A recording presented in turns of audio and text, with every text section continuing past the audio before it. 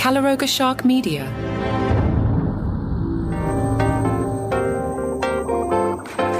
Hey there, I'm Johnny Mac with your daily comedy news. NFL Sunday, go Niners. Looking forward to the Jets getting destroyed. As expected, people are just wigged that Kam Patterson, the guy from Kill Tony and among other things, but best known for Kill Tony, is joining Saturday Night Live. Syracuse.com went digging, and they found new SNL cast member has strong feelings about upstate New York, and the pull quote, "That place is terrible." Upstate New York is actually very, very beautiful. Anyway, back in January, Kam Patterson was on Kill Tony. The Syracuse folks pulled a clip. In the clip, Patterson says, I'm going to look into the camera when I say this, F. Rochester, New York. Tony Hinchcliffe, who's from Youngstown, Ohio, said, I fully endorse Kam's statements about anywhere in upstate New York. It's incredible for anyone to stay there after being born and raised there. Patterson chimed in and said, yeah, that place is terrible.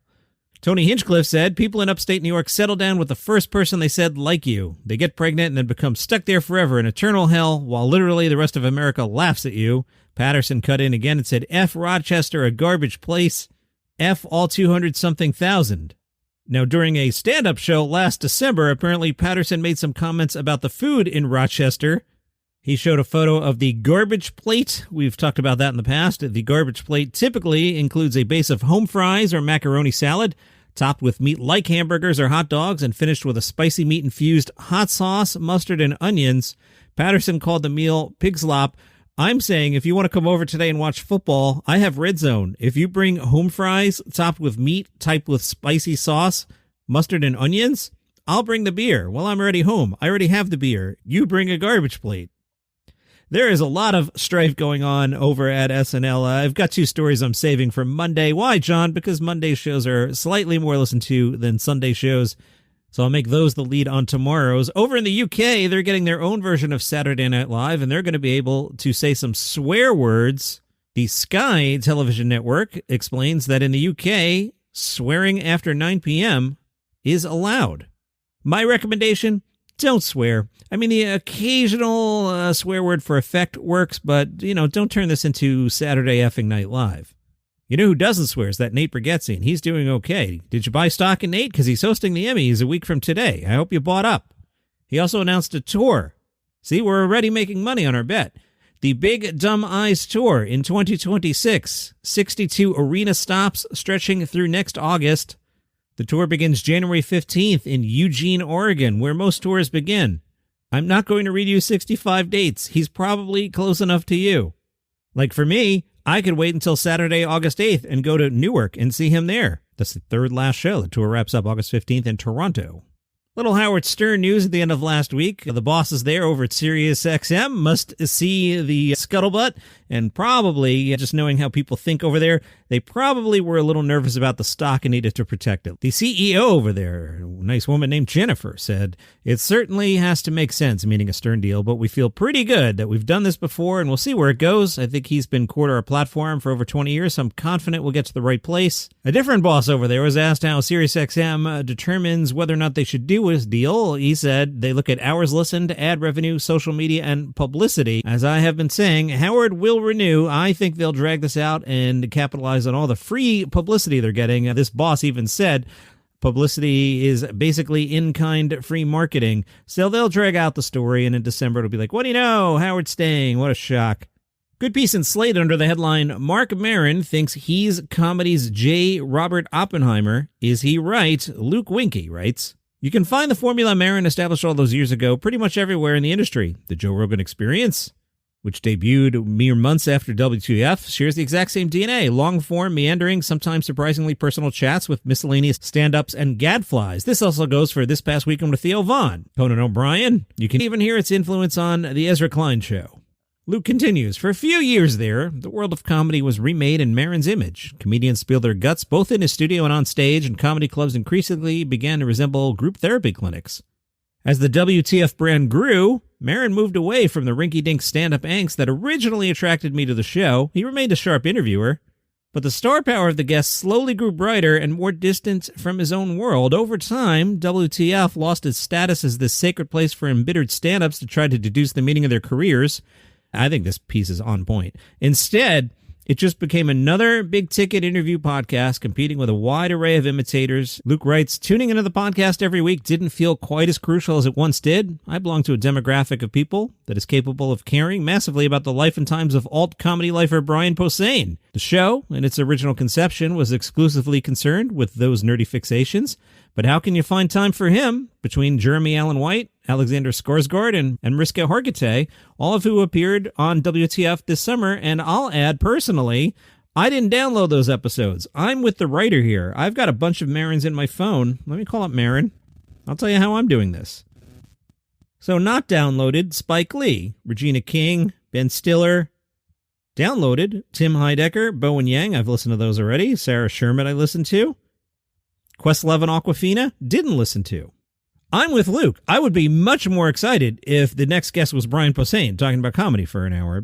So the conclusion to this think piece is, and I agree, maybe Maron has timed his exit from WTF perfectly. I did put ears on that Kyle Mooney Beck Bennett podcast, and the guest was Marc Maron. As a professional podcasting expert, despite me broadcasting in the basement, I do have some thoughts for the guys. Beck and Kyle, you got a pen? Write this down. Your audio is terrible. Now, as a podcasting expert, I'm going to guess the reason your audio is terrible is because you're really making a YouTube video and putting it out as a podcast. The audio is so bad that despite me being on a very much Maron kick right now, I couldn't even stick around for Maron. I just this is unlistenable. It sounds like it's underwater. They got to get their act together over there. Let's see how it's doing on the charts. It's actually Thursday as I record this. I'm pretty honest. I record the weekends in advance. What is this thing called again? What's Our Podcast? The name of this thing is even terrible. Is that what it's called? Yeah, What's Our Podcast with Beck Bennett and Kyle Mooney. The name's terrible. It's up to number 116 overall, up 11 spots, and now number 14 in the comedy subcategory. So it's possible. Johnny Mac has no idea what he's talking about, but personally, I couldn't listen at all. Who are their dream guests? They were asked. Beck Bennett said, not necessarily my dream guest, but I think it would be really fun to have Lorne Michaels on. You think? Especially right now, you think? Here's my dream guest list. Taylor Swift, Lorne Michaels. I guess this week I would take President Trump and RFK Jr. Beck Bennett was asked, do you think would go along with it? I don't know. I think it's below his standards. Kyle Mooney thinks Paul McCartney would be interesting. You think one of the biggest stars of all time, not even musicians, just stars, period? You think a guy who was in the Beatles would be interesting? Good guess. Ambitions for the podcast. Beck Bennett said, I'd like to get it to a point where we're able to tour and do some live shows. And whether that's a guest or doing mini versions where we take suggestions from the audience and try to do a couple, it would be fun to use this as a platform to perform live and get in front of an audience. I don't do stand-up, but I miss getting in front of an audience. This, my friends, is a cash grab podcast if I've ever seen one. And they're doing okay so far.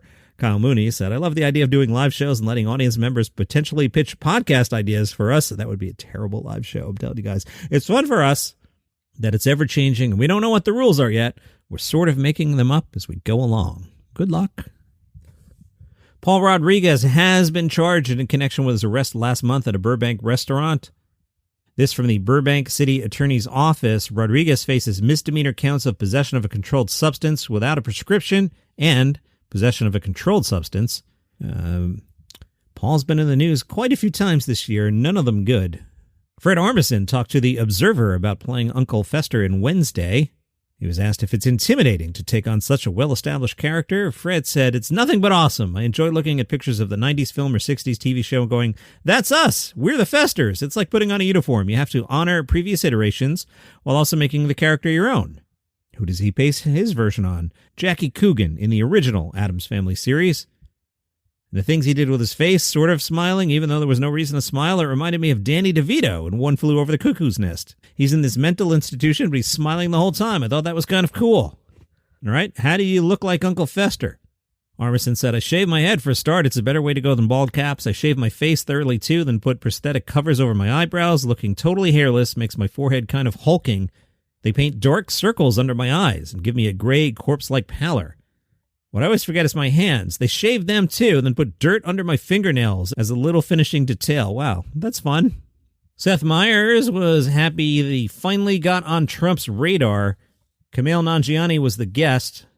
Nanjiani read some of Trump's rants out loud and said, "What I love is that he called Colbert untalented, he called Kimmel even less talented than Colbert, and he called Fallon insecure. And for you, Seth Meyers, he combined all three." Bill Engvall told the Star Tribune the thing about golf is he's playing with his wife, and it's fun when you both suck. But when one of you starts getting better than the other, it's not so much fun. So I'm trying to catch up with Mrs. Engvall. Now that I'm going back on the road, I'll have to cut back a little on golfing. And did you watch The Paper? I haven't gotten to it yet. We're in the middle of 5 days of football, if you're also into college football, so I don't know when I'll get to The Paper. Maybe I'll pick in an episode here and there. I am curious about it, but I have low expectations.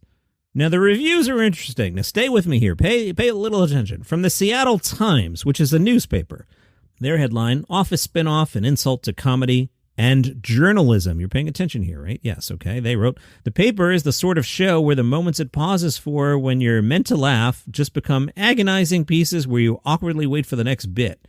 In the 10 episodes of the first season, there are few memorable lines to speak of and even fewer actual scenarios that even elicit a chuckle. Yikes. Where The Office was largely sharply written and earned its more absurd moments, The Paper never has some of that spark. All the forced modern jokes about everything from catfishing to clickbait fall completely flat, and there's no Jim Halpert to cut away to."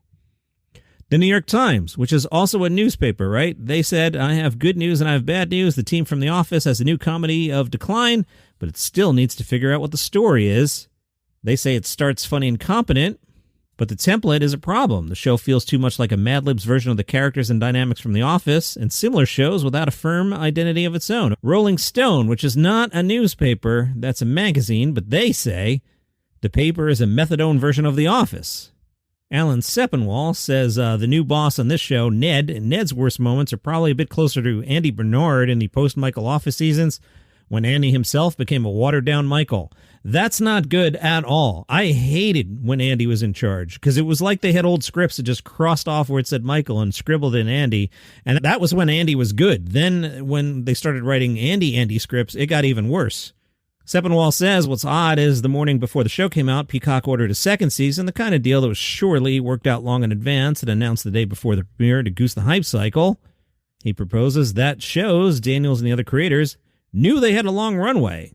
That said, Peacock has struggled mightily to launch successful comedies, even from the producers of Office-era sitcoms. Some examples of failed Peacock sitcoms include Girls 5 Eva and Rutherford Falls. Daniel Feinberg, who used to do a podcast with the aforementioned Alan Sepinwall, I think he got to the crux of the reviews. He said, by treating the paper business as antiquated and doomed, The Office probably offended some people in that industry. Then I'm going to conjecture that's what's happening here with people in newspapers. They don't like a show about newspapers dying, and they probably have the same kind of problems I would have if I watched a show about podcasting, where I'd be like, that's not how it works in real life. Anyway, that's your comedy news on a Sunday. Go Niners! See you tomorrow.